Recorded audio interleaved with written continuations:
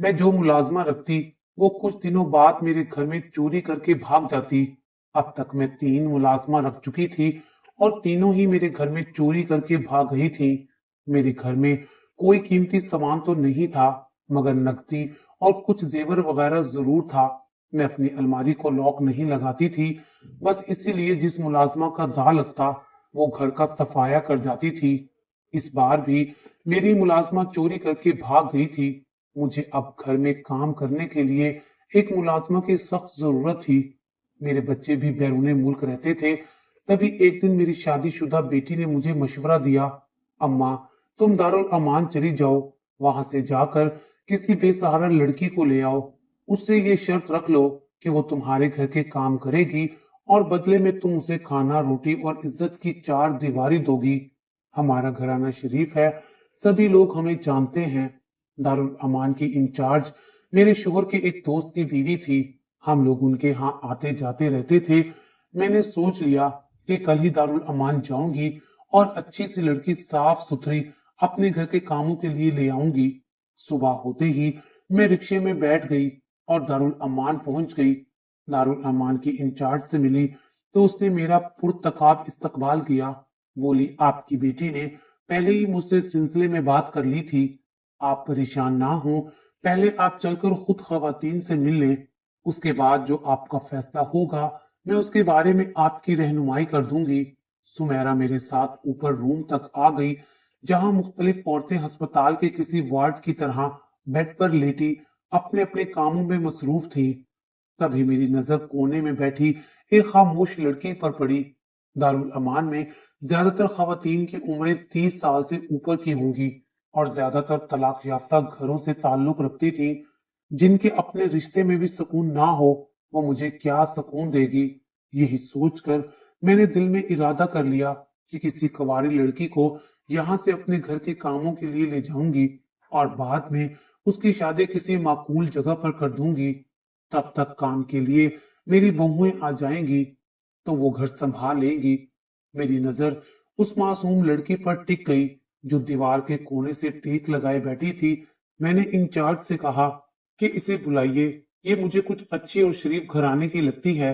ये सुनकर उसने कानों को हाथ लगाते हुए कहा, अम्मा जी, ये तो उठकर पानी भी नहीं पीती।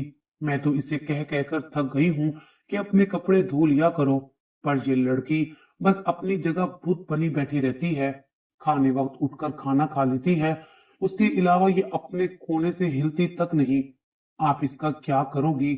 सुमेरा के कहने के बावजूद भी मैंने अपना फैसला तब्दील नहीं किया। बस मुझे उस लड़की में कुछ मुख्तलिफ नजर आ रहा था। मेरा दिल कहता है कि ये मेरे घर को संभालेगी। सुमेरा, बस तुम इसको मेरे साथ भेज दो। सुमेरा तो मजबूर थी। मेरी बात सुनकर उसने उस लड़की को अपने पास बुलाया। उस लड़की का नाम महविश था। उस लड़की ने मुझे सलाम किया और फिर उस लड़की को मेरे आने का मकसद बताया गया। लड़की तो खुशी खुशी मेरे साथ चल पड़ी। रास्ते में मैंने उससे उसके बारे में पूछा तो उसने किसी किस्म की भी मालूमात देने से इनकार कर दिया और बोली, आपको मुझसे जो चाहिए मिल जाएगा। मैं आपके घर के काम दिल लगी से करूंगी, आपको कभी मुझसे शिकवा नहीं होगा। लड़की की बात सच साबित हुई। अगले ही दिन उसने मेरे घर को शीशे की तरह चमका दिया था। मैं बहुत खुश हुई। मुझे तो बैठे बिठाए हीरा मिल गया था। मैंने दिल में ठान ली कि मैं इस लड़की को अपने घर से कहीं नहीं जाने दूंगी। उसकी शादी भी अपने किसी ड्राइवर से कर दूंगी और फिर उसे जिंदगी भर अपनी नजरों के सामने रखूंगी। मगर मुझे क्या पता था कि ये 4 दिन की चांदनी है। एक दिन मैं अपने घर में बैठी थी कि मुझे कुछ चीखों की आवाज सुनाई दी। मैंने बाहर जाकर जल्दी से देखा तो वहां कोई नहीं था, जबकि महविश बहुत परेशान खड़ी थी। उसकी सांसें उखड़ी हुई थी, बाल बिखरे थे और वो अपने बाजू खुद ही में समेटे मुझे खौफजदा नजरों से देख रही थी। मुझे देखकर मेरे गले लग गई और बोली, बीबी जी, मुझे बचा ले, वो लोग यहाँ भी आ गए हैं। कौन से लोग? बेटा, तुम किसकी बात कर रही हो? मैंने उसे संभालते हुए कहा। महविश घबराकर बोली, बाजी, वो मुझे यहाँ से ले जाएंगे। आपको अल्लाह का वास्ता है, आप मुझे बचा लीजिए। मैं आपके पास सारी उम्र रहना चाहती हूँ। लड़की की बात सुनकर मैं तो हैरानो परेशान रह गई। बेटा, तुम क्या बात कह रही हो? यहाँ कोई नहीं आ सकता, तुम बिल्कुल महफूज हो। मैंने उसे गले से लगाते हुए कहा। वो खौफजदा नजरों से दरवाजे की तरफ देख रही थी। मैंने चौकीदार से पूछा कि क्या यहाँ कोई आया था। कहने लगा, बीबी जी, मैं तो महविश बेटी के कहने पर बाजार से दही लेने गया था। इन्होंने खुद मुझे बाजार भेजा था। मैं वापस आया तो गेट खुला था और ये रो रही थी। मुझे अब इस लड़की पर शक होने लगा था। अगर उसने दही लेने के बहाने खुद ही गार्ड को यहाँ से भेजा था, तो इसका मतलब कि कोई उससे मुलाकात करने आया था और इसने बिना किसी को बताए इतना बड़ा कदम उठा लिया। मगर फिर अगले ही लम्हे मैंने सोचा कि लड़की के पास ना ही कोई मोबाइल फोन है, न राब्ते का कोई दूसरा जरिया है। वे ये कैसे किसी को बुलवा सकती है, जबकि घर के आसपास कोई लड़का भी नहीं रहता था जिस पर भी मैं शक कर सकूं। अगले दिन से मैंने महविश पर नजर रखना शुरू कर दी, मगर उसके तो कुछ और ही रंग रूप थे। वो सुबह उठती और काम पर लग जाती, उसके बाद दिन भर काम करती रहती। मैं सारा दिन उसका पहरा तो नहीं दे सकती थी, मगर मुझे महसूस हुआ जैसे दोपहर का खाना खाने के बाद वो अपने कमरे में गायब हो जाती है। मुझे ये बात 2-3 दिन के बाद समझ आई थी। मैं जानती थी कि महविश दिन के इस वक्त जरूर किसी के पास जाती है, लेकिन 2-3 दिन उसने ऐसी आंख मचोली खेली कि मैं समझ ही ना पाई कि वो कब जाती है और कब वापस आती है। तब अगले दिन मैंने सोच लिया कि दोपहर में मुझे जितनी मर्जी नींद आएगी, मैं नहीं सोऊंगी और महविश का पीछा करूंगी कि आखिर ये दिन के वक्त जाती कहाँ है। तब मेरी आंखें ये देखकर फटी की फटी रह गई कि वो इसी चौकीदार के कमरे की तरफ जा रही थी जिससे उसने दही लाने को भेजा था। मेरे पैरों तले से जमीन खिसकने लगी। कहीं मेरा चौकीदार इस छोटी बच्ची को तंग तो नहीं करता और महविश डर के मारे मुझे बताती भी ना हो। लेकिन मेरा चौकीदार इंतहाई नेक तबीयत का मालिक था। वो 5 वक्त का नमाजी था और उसने कभी मुझसे बदतमीजी से बात भी नहीं की थी। मैंने सोचा कि चौकीदार के कमरे में जाकर सारी हकीकत मालूम कर लूं, लेकिन अभी उसके दरवाजे से 2 कदम के फासले पर खड़ी ही थी कि वो लड़की चौकीदार के कमरे से बाहर निकली। मैंने कमरे में झांका तो चौकीदार जाए नमाज पर बैठा नमाज पढ़ रहा था। मुझे ये बात कुछ अजीब सी लगी, जबकि महविश ने मुझे एक नजर भी उठाकर नहीं देखा था। गोया उसे इस बात की कोई परवाह ही ना हो कि मैंने उसे यहाँ यूं देख लिया है। खैर, मैंने उसके करीब जाकर खुद ही पूछ लिया, क्या बात है महविश, तुम इस तरह बगैर किसी काम के चौकीदार के कमरे में क्यों जाती हो? देखो बेटी, इन बातों का ध्यान रखा करो। वो तुम्हारे बाप की उम्र का है, उससे इस तरह की मुनासबत अच्छी नहीं लगती। मैंने उस लड़की को डराना चाहा, लेकिन वो तो जैसे तैयार बैठी थी। मेरे कहने पर वो फूट फूट कर आंसू बहाने लगी और बोली, मैं तो अपने किसी मकसद के लिए जाती थी, लेकिन वो मकसद पूरा नहीं हुआ। मैंने लड़की के आंसू पोंछते हुए कहा, कौन सा मकसद? मुझे भी तो बताओ, मैं तुम्हारी मदद करूंगी। मैंने उसे मदद की पेशकश की, लेकिन उसने साफ इनकार कर दिया कि वो ये बात किसी को नहीं बताएगी। मैं भी खामोश हो गई, क्योंकि मैं उसके साथ जबरदस्ती नहीं कर सकती थी। लेकिन एक बात तो मुकम्मल तौर पर सामने आ चुकी थी कि महविश किसी बात से बहुत खौफजदा है और इसमें मेरा चौकीदार भी शामिल हो सकता है। लेकिन मैंने उनको इस बात का पता भी नहीं चलने दिया और खुद ही ये खोज लगाने लगी कि चौकीदार का मेरी मुलाजमत से क्या ताल्लुक है। लेकिन कई दिन के पहरे के बाद मुझे सिर्फ ये बात मालूम हो सकी कि महविश चौकीदार के पास सिर्फ नमाज के औकात में ही जाती है। इससे भी ज्यादा हैरत की बात ये थी कि महविश नमाज पढ़ते हुए मेरी चौकीदार को देखती और फिर वापस आ जाती। यूं ही नमाज के 5 औकात गुजर जाते, क्योंकि मेरी चौकीदार की पुश्त दरवाजे की तरफ होती, इसीलिए उसे महविश के आने जाने का इल्म भी नहीं होता था। बज़ाहिर ये मामूली सी बात थी, इसलिए मैंने महविश पर नजर रखना छोड़ दी थी। इसका कोई फायदा नहीं था और ना ही मुझे कोई खास बात पता चली थी। वैसे भी महविश घर का हर काम वक्त पर कर लेती थी, मुझे उससे कोई शिकायत नहीं थी। फिर मैं मामूली सी बात को वजह बनाकर क्यों उससे बदतमीजी से पेश आती। बहरहाल इस बात को कोई 3-4 दिन गुजर गए थे।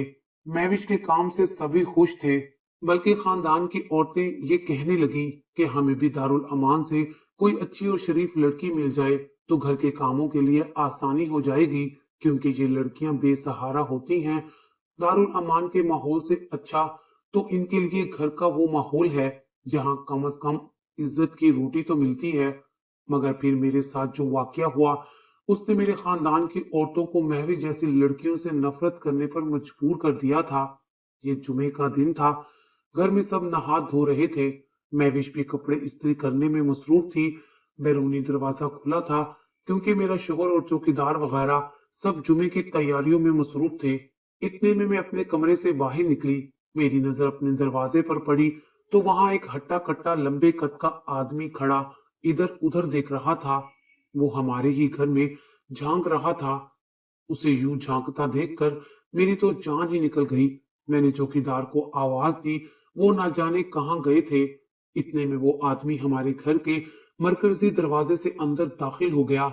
मैं उसे रोकती रह गई मगर उसने मेरी बात नहीं सुनी। अब वो हमारे घर के अंदर वाले कमरे की जानिब बढ़ रहा था जहां पर मैविश रहा करती थी। मगर वो रात के औकात में ही उस कमरे में आती। ज्यादातर वो बैरूनी क्वार्टर में ही रहती थी। ये कमरा हमारे उस ड्राइवर का था जो हमें 2 साल पहले छोड़कर जा चुका था। नया ड्राइवर यहाँ नहीं रहता था। उसे इस कमरे की जरूरत नहीं थी। महविश कभी कभी यहाँ भी रह लिया करती थी। वो आदमी बेधड़क उस कमरे की तरफ गया। मैंने जल्दी से चालाकी दिखाई और उसके पीछे जाकर दरवाजे को कुंडी लगा दी। वो अंदर से दरवाजे को पीटने लगा। इतने में मेरा शोहर और चौकीदार भी आ गए। मैंने जल्दी से उन्हें उस आदमी के बारे में बताया जिसे मैंने अंदर वाले कमरे में बंद कर रखा था। वैसे भी आदमी पागलों की तरह दरवाजा बजा रहा था। इतने में बैरूनी दरवाजे से 2-4 गुंडे हमारे घर में दाखिल हुए। तब घर के सभी लोग बौखला कर रह गए। इस तरह के मामलात में बड़ी मसलियत से काम लेना चाहिए। मेरे शोहर ने चौकीदार को तहम्मुल से काम लेने का कहा। वो भी खामोश एक तरफ खड़े होकर तमाशा देखने लगा कि आखिर इन लोगों का इरादा क्या है। तभी उन्होंने पूरे घर की तलाशी ली और महविश को ढूंढ निकाला। मैंने जब महविश को उनके हाथों में देखा तो आगे बढ़कर उसे छुड़ाना चाहा। तभी एक आदमी ने मुझे धक्का दिया और कहा कि हमारी माँ वापस कर दो। तुम लोगों ने इससे बहुत खिदमत करवा ली। ये इसलिए पैदा नहीं हुई थी कि तुम जैसों के बर्तन धोए। हम उसे रानी बनाकर रखेंगे। हम महविश को यहाँ से लेकर ही जाएंगे। तुम्हें क्या लगता है हमें तुम्हारी बात पर यकीन आ जाएगा? मेरे शोहर ने उस आदमी से पूछा। ये 10 साल की बच्ची है और तुम कहते हो कि ये तुम्हारी माँ है। होश में तो हो तुम? मैं तुम लोगों को ये बच्ची लेकर नहीं जाने दूंगा। चाहे तुम लोग मेरी जान ले लो मगर मैं इस बच्ची की हिफाजत जरूर करूंगा। ये इस घर में रहती है और इसकी हिफाजत करना मेरा फर्ज है। मेरे शोहर ने जब उन लोगों से ये बात कही तो वो हम सबका मुंह तकने लगे और बोले, देखें, आप समझने की कोशिश करें। वो चारों एक साथ बोले थे कि हम अपनी माँ को कोई तकलीफ नहीं देना चाहते, ना ही इन्हें यहाँ से जलीलो रुसवा करके ले जाना चाहते हैं। हम इनकी मर्जी से इन्हें लेने आए हैं। अगर ये इनकार कर दें तो हम इन्हें यही छोड़ देंगे। लेकिन इसका यहाँ रहना मुनासिब नहीं है। ये काबिल इज्जत है। हम इन्हें अपने घर लेकर जाना चाहते हैं। वो चारों नौजवान बोले तो मेरा शोहर हंस पड़ा। लगता है तुम्हें मेरी बात समझ नहीं आई। 10 साल की बच्ची तो 4 हट्टे कट्टे नौजवानों की मां कैसे हो सकती है?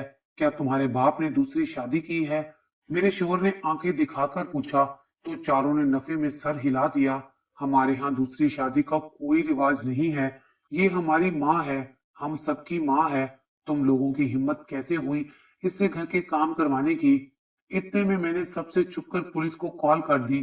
थोड़ी ही देर में पुलिस की गाड़ियां हमारे घर के बाहर खड़ी थी। बड़ी मुश्किल से उन गुंडों को पकड़कर थाने भिजवा दिया गया। मेरे शोहर भी एक सरकारी ऑफिसर थे, इसलिए पुलिस वालों को आने में कोई दिक्कत नहीं हुई। वैसे भी सब लोग हमें जानते थे। मोहल्ले में हमारी एक इज्जत और घराने की हैसियत थी। मैंने जब देखा कि ये लोग किसी सूरत भी हमारी बात नहीं मान रहे, इसलिए मैंने करीबी थाने में फोन कर दिया था। पुलिस उन्हें उठाकर ले गई थी, जबकि मैं और मेरा शोहर इस बात पर हैरान थे कि 10 साल बच्ची को ये लोग अपनी माँ क्यों कह रहे थे। हालांकि वो बहुत कम उम्र थी और शक्ल से भी बहुत मासूम लगती थी। उनके जाने के बाद से महविश बहुत घबराई हुई थी। उसके हाथ पांव कांप रहे थे। वो बार बार मेरे गले लगती और यही कहती, बाजी मुझे बचा ले, ये लोग यहाँ भी आ गए हैं। ना जाने मेरा क्या हशर होगा। उसकी बातें सुनकर मेरा कलेजा कटता था, लेकिन ये समझ नहीं आता था कि वो डरती क्यों है। बहरहाल कुछ दिन जब सुकून रहा तो महविश ने खुद ही मुझे अपनी कहानी सुना दी। बाजी, आप सोचती होंगी कि मेरी वजह से आपके घर में कितना बड़ा तमाशा हुआ है, लेकिन मैं क्या करूं। मैं एक ऐसी जगह पैदा हुई जहां लड़कियों को अजीबो गरीब शय समझा जाता है। जो भी कोई खूबसूरत बच्ची पैदा होती है और जब वो जवान होती है तो उसे सारी जिंदगी किसी के साथ कोई रिश्ता ताल्लुक नहीं बनाने देते और शादी करने की भी इजाजत नहीं होती। मैं बिल्कुल जाहिल कौम से ताल्लुक रखती हूँ। मैं भी जब उस घर में पैदा हुई तो मेरे बड़े होते ही वालिदैन को मेरी शादी की फिक्र पड़ गई थी। लेकिन एक दिन साधु जी हमारे घर आए और उन्होंने अब्बा से कहा कि मैं इस दुनिया में कुछ और ही मकसद लेकर पैदा हुई हूँ। अगर वो मुझे उनके हवाले कर दें तो मैं अपना मकसद पाने में कामयाब हो जाऊंगी। मेरे माँ बाप तो साधु जी के पांव में पड़ गए। वो उसे अपने सरों पर बिठाना चाहते थे। उनके लिए तो वो इतने बड़े एजाज की बात थी कि वो उनकी बेटी को एक नेक रूहानी शख्सियत और उस कबीले की मां बनाएंगे। हमारे यहाँ यही रिवाज है, औरतों को इज्जत दी जाए या ना दी जाए, लेकिन उन्हें कबीले का सरदार बनाकर उनकी तारीफ जरूर की जाती है। बहरहाल जब साधु जी हमारे घर आए, मैंने लाख इनकार किया कि मैं उनके साथ नहीं जाना चाहती और अपनी जिंदगी खुद से जीना चाहती हूँ। मगर किसी ने मेरी बात का ध्यान नहीं दिया और 10 साल की उम्र में मुझे साधु जी के पास भेज दिया गया। वो एक भयानक शख्स था जिसके साथ बैठते हुए भी मुझे डर लगता था, लेकिन सब कहते थे कि वो कोई खास अमल सिखाता है। 2-4 दिन तो मुझे हल्की फुल्की चीजें सिखाता रहा, लेकिन फिर उसने मुफ्त की तालीम की कीमत लेना शुरू कर दी। वो चाहता था कि मैं उसके सामने बेजुबान होकर बैठी रहूं, जबकि मेरे घर वाले तो उसको अपना सब कुछ समझते थे। एक दिन अकेले कमरे में जब उसने मेरे साथ जबरदस्ती करने की कोशिश की, मेरी हिम्मत जवाब दे गई। मैं वहां से भाग निकली और भागते भागते दूसरी बस्ती में दाखिल हो गई। वो मुसलमानों की बस्ती थी। वहां पर मैंने अपना नाम सबको महविश बताया ताकि किसी को मुझ पर शक ना हो। उसके बाद मैं यहाँ तक कैसे पहुंची, ये एक लंबी दास्तान है। लेकिन जब मेरे कबीले को मेरी यहाँ मौजूदगी का इल्म हुआ तो उन्होंने आपसे राब्ता करके मुझे यहाँ से निकलवाने की कोशिश की। वो चाहते हैं कि मैं कबीले की माँ बनकर रहूं, जबकि मैं कहती हूँ मेरी अपनी भी एक जिंदगी हो।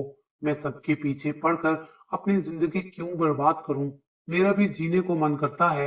मैं अपने कबीले की जाहिल औरतों की तरह अपनी जिंदगी क्यों बर्बाद करूं।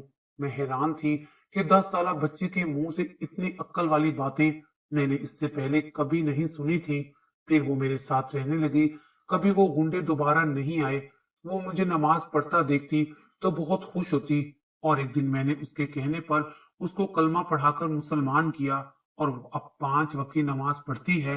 जब वो 18 साल की हुई तो मैंने उसकी शादी अपने बेटे से कर दी। वो भी शादी करने के लिए खुशी खुशी मान गई थी, क्योंकि वो मुझे अपनी माँ समझती थी।